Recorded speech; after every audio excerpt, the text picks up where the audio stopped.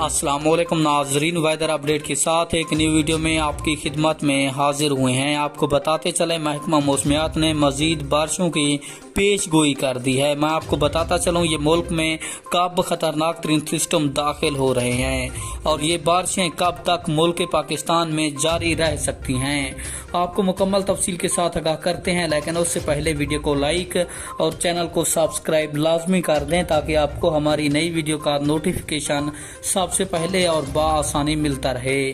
आपका कीमती वक्त ज़ाया किए बगैर बढ़ते हैं वीडियो की जानिब। आपको बताते चले महकमा मौसमियात ने ताज़ा तरीन रिपोर्ट शेयर की है, जिसके मुताबिक मुल्क पाकिस्तान में आइंदा 2 से 3 दिन ये बारिशी सूरत हाल जारी रहने का इम्कान है।